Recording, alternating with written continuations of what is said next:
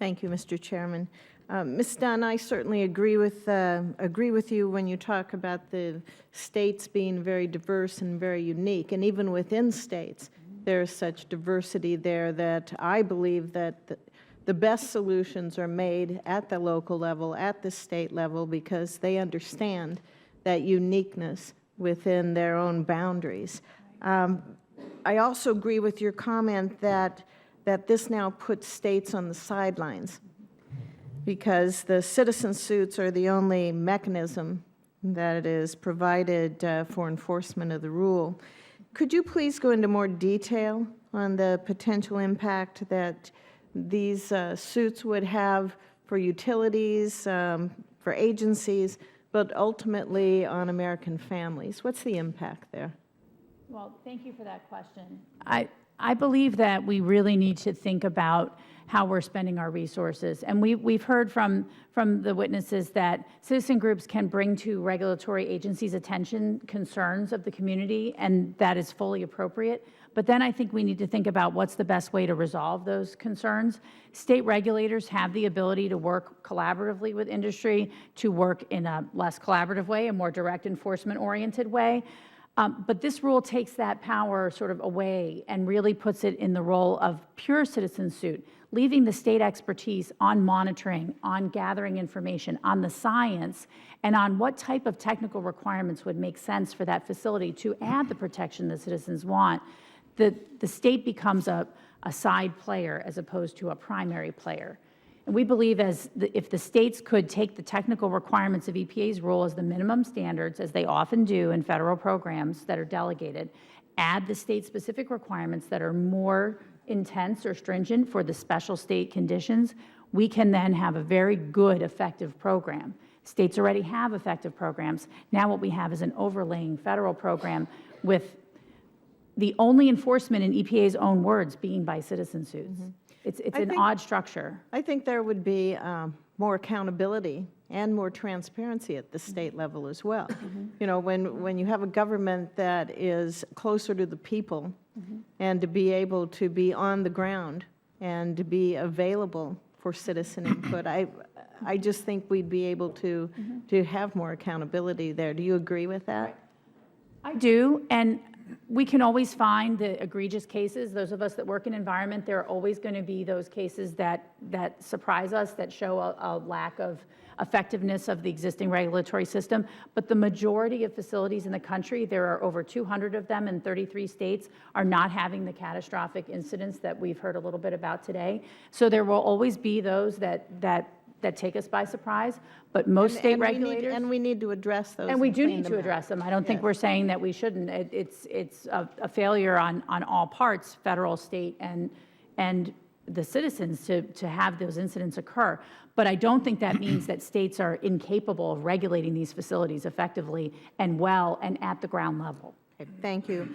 Mr. Gray, you were talking about recycling of coal ash.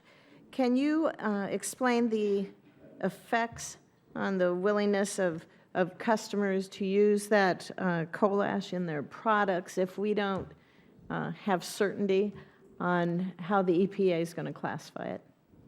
Well, certainly customers that use ash are cognizant of whether people refer to it as hazardous or non-hazardous, and the negative image it would come with using the hazardous. We all know that using fly ash in concrete is one of the best places you could put it, regardless of what label you place on it. That's the best place you can put fly ash, because it improves the quality of the concrete. It saves the customers and the citizens of the United States money, because concrete is less expensive for everyone. Right. So.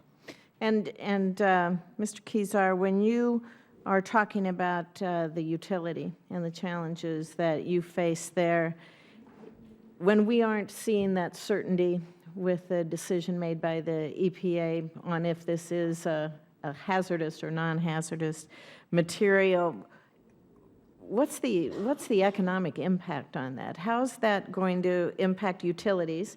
In Nebraska, we happen to be 100% public power, so we are, as citizens of the state, affected by the impact on the utility, and we're also impacted as taxpayers then, and as citizens, as consumers. So how are we going to make sure that utilities can have reliable and affordable electricity then, when there's so much uncertainty out there?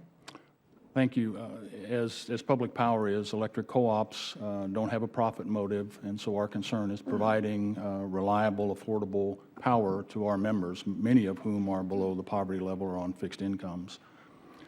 San Miguel entered into a partnership with Boral, one of the members that Mr. Gray would represent, to install at Boral's capital cost facilities to classify ash to be used for beneficial road projects throughout the state. Boral made that investment based upon their understanding of the rules as they went forward. The Texas Department of Transportation tested the ash based upon their understanding of the rules as they existed and entered into use of that ash on road projects. So a change in classification would put a chill on both of those entities, I would think. From a personal perspective, as the manager of the facility, I would feel very uncomfortable managing a product outside the facility that would later be determined to be hazardous. That would give me a great deal of concern. So it would be a problem. The safer course, quite honestly, would be to dispose of it locally, rather than beneficially reuse it. Thank you. And then, of course, the question is, what do you do with it? What do you do with it if my time's out? But that's that looming question out there. If we're not able to make a good use of a non-hazardous product that's beneficial, That's right. what happens? Thank you.